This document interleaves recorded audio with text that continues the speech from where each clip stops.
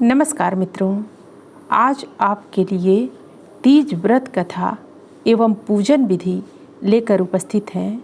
मित्रों, कथा में आगे बढ़ने से पहले आप हमारे चैनल को अवश्य सब्सक्राइब कर लेना, वीडियो को लाइक और अपने मित्रों में शेयर करना।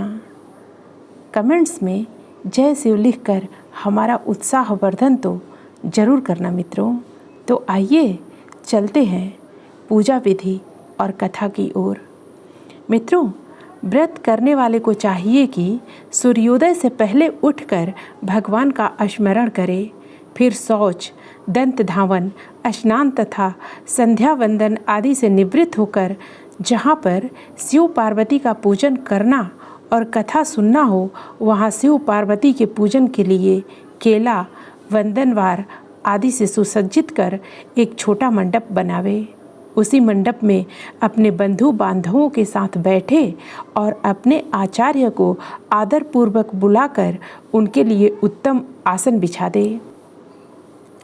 इसके बाद हाथ में कुश, जल आदि लेकर ओम अद्यत्यादि से अहं करिष्ये तक का संकल्प वाक्य पढ़कर संकल्प करे।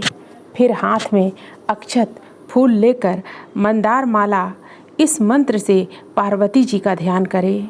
आगच्छ देवी एवं राज्य सौभाग्य दे आदि मंत्रों से आचमन करावे।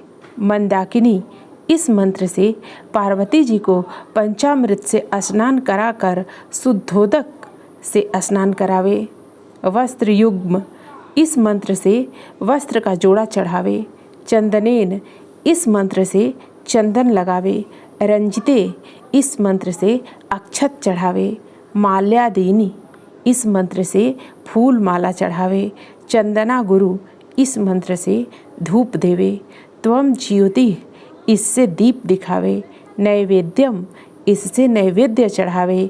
इदम फलम इस मंत्र से फल चढ़ावे। पूंगी फलम इससे पान। सौभाग्यम इससे प्रार्थना करे। पूजा करने के बाद कथा सुने। सूत जी कहते हैं कि मंदार की माला से जिन का केश पास अलंकृत है और मुंडों की माला से जिनकी जटा अलंकृत है, जो दिव्य वस्त्र धारण की हैं और जो दिगंबर हैं, ऐसे श्री पार्वती जी तथा शिव जी को प्रणाम करता हूँ।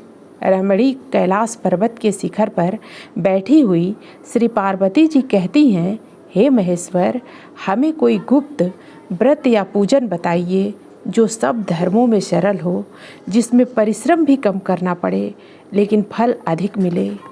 हे नाथ, यदि आप मुझ पर प्रसन्न हो तो वह विधान बताइए। हे प्रभु, किस तप, व्रत या दान से आदि मध्य और अंत रहित आप जैसे महाप्रभु हमको प्राप्त हुए हैं। शिव जी बोले, हे देवी सुनो, मैं तुमको एक उत्तम व्रत जो मेरा सर्वस्व है और छिपाने योग्य है, लेकिन तुम्हारे प्रेम से वशीभूत होकर मैं तुम्हें बतलाता हूँ।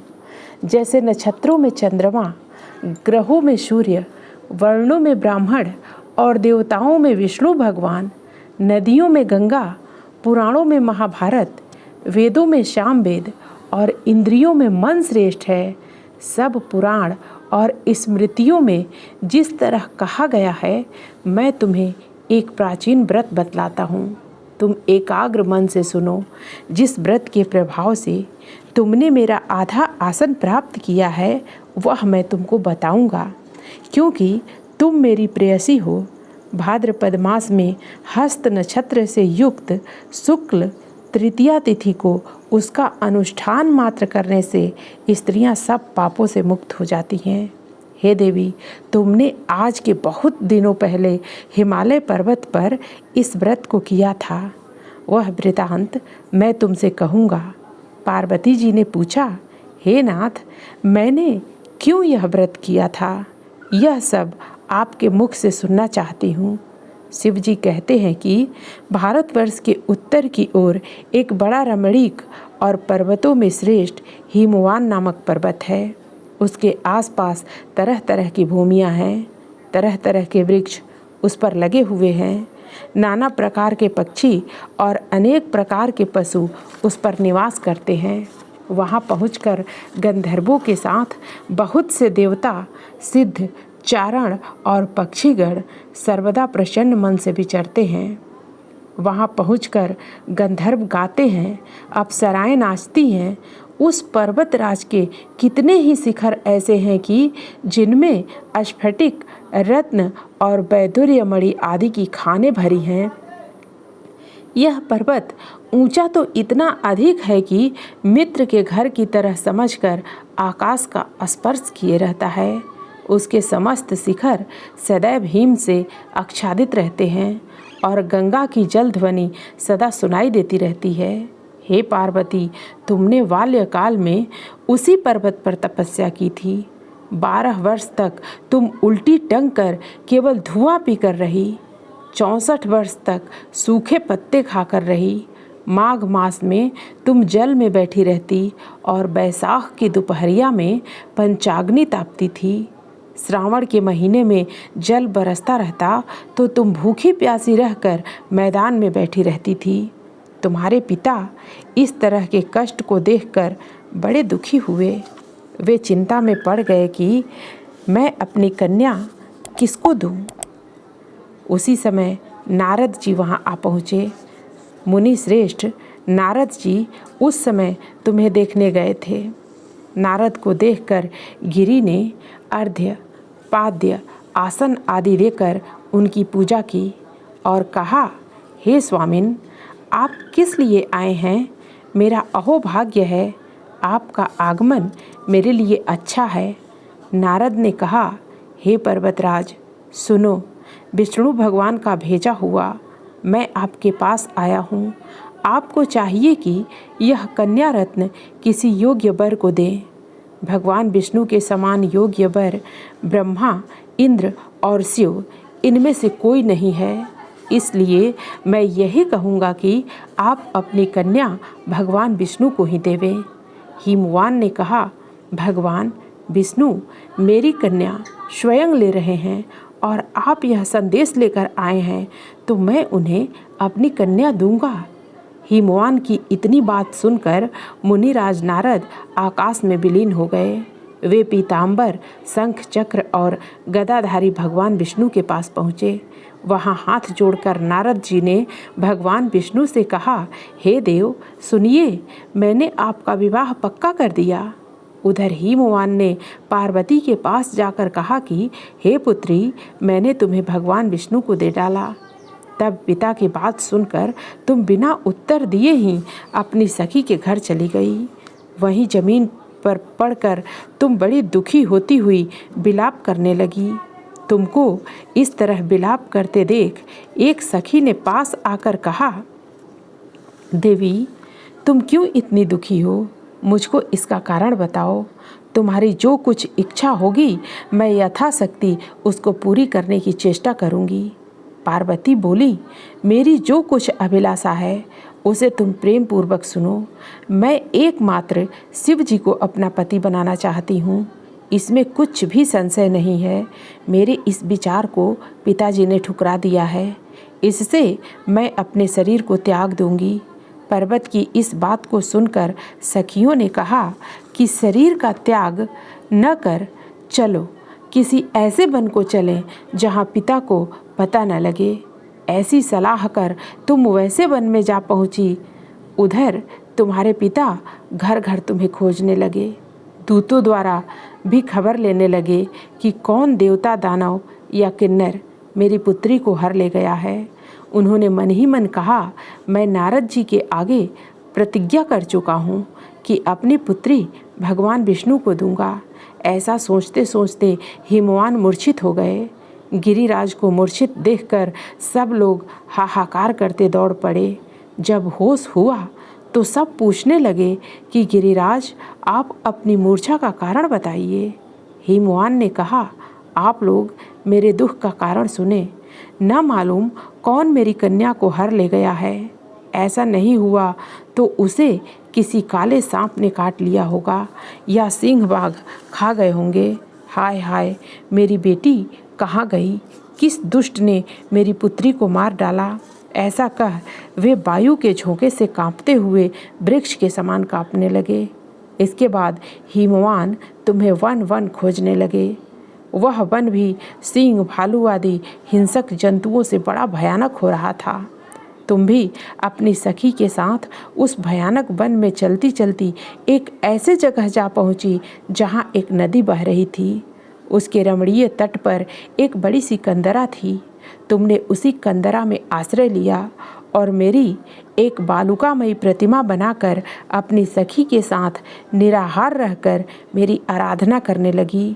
जब भाद्र शुक्ल पक्ष की हस्तयुक्त तृतीया तिथि प्राप्त हुई तब तुमने मेरा विधिवत पूजन किया और रात भर जागकर गीत वाद्य आदि से मुझे प्रसन्न करने में बिताया।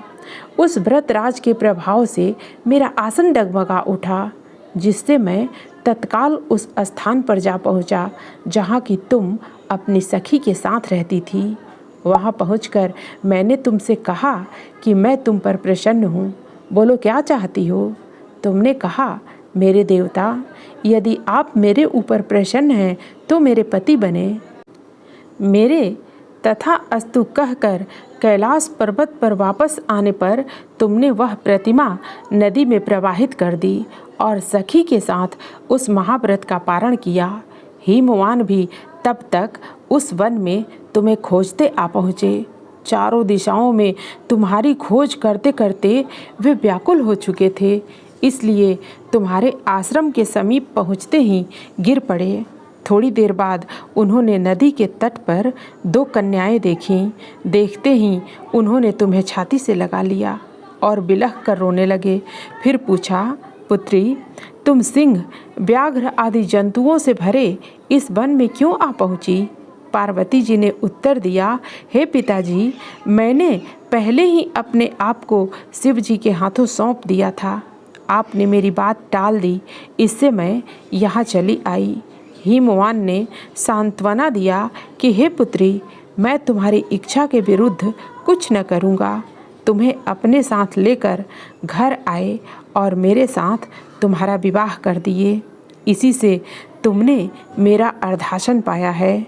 तब से आज तक किसी के सामने मुझे यह व्रत प्रकट करने का अवसर नहीं प्राप्त हुआ।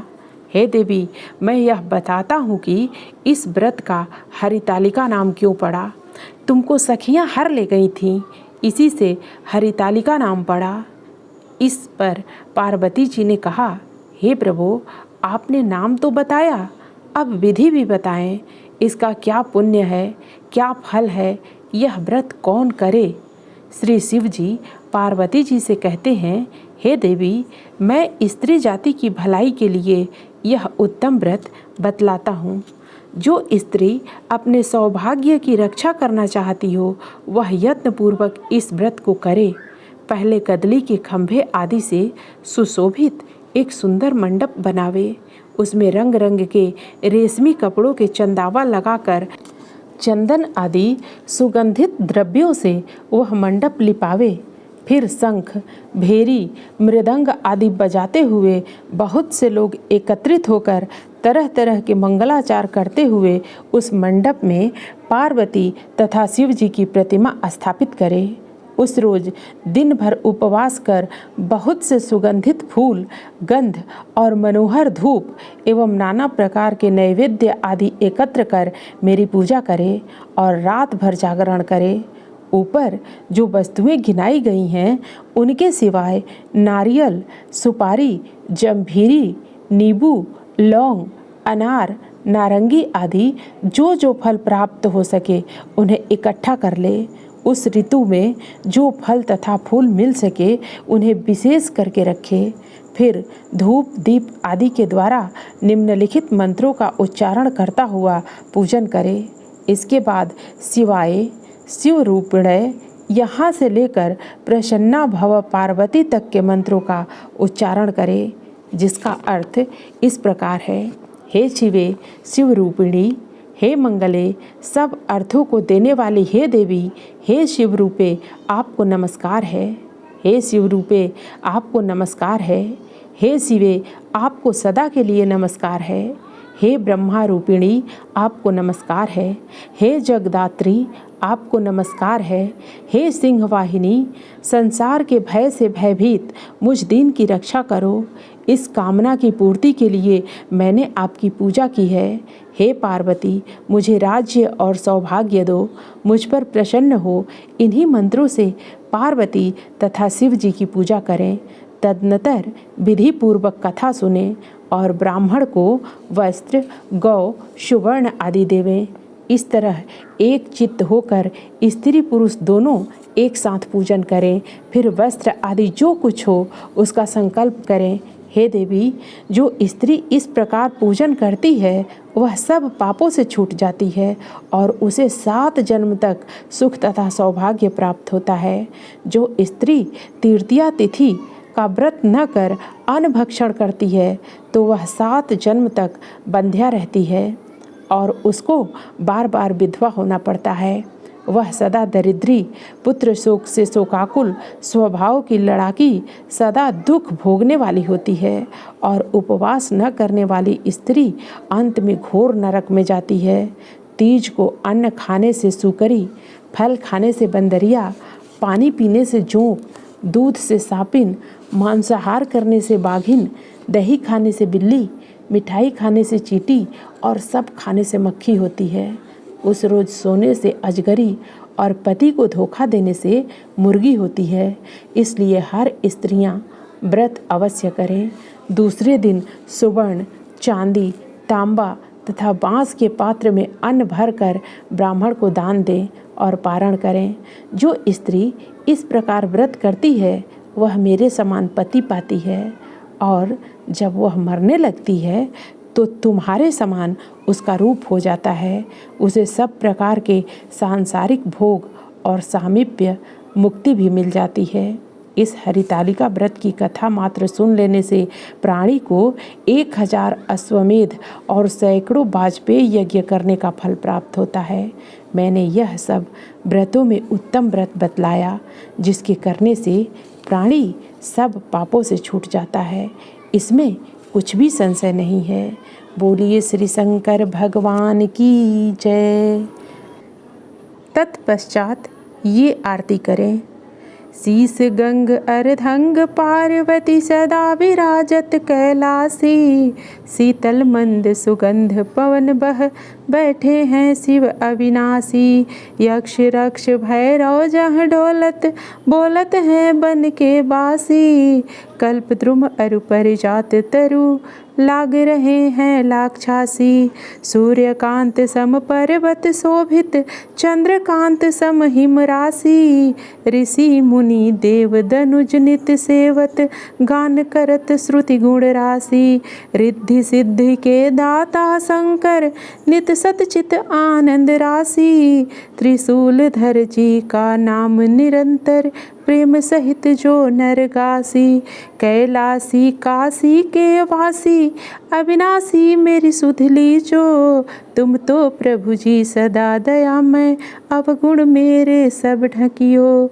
नंदी भृंगी करत है धरत ध्यान सुर सुख राशि। करत गान गंधर्व सप्त स्वर राग रागिनी मधुरासी। कोयल शब्द सुनावत सुंदर भ्रमर करत है गुंजासी। कामधेनु कोटिन तह डोलत करत दुग्ध की वर्षासी। नित्य छहो ऋतु रहत सुशोभित सेवत सदा प्रकृति दासी। ब्रह्मा विष्णु निहारत निशिदिन कछु शिव हमको फरमासी। जिनके सुमिरत ही कट जाती कठिन काल यम की फांसी। दूर होय विपदा उस नर की जन्म जन्म शिव पद पाशी। सेवक जान सदा चरणन को अपनो जान कृपा की जो। सब अपराध क्षमा कर शंकर किंकर की विनती सुनियो। ओम नमः शिवाय।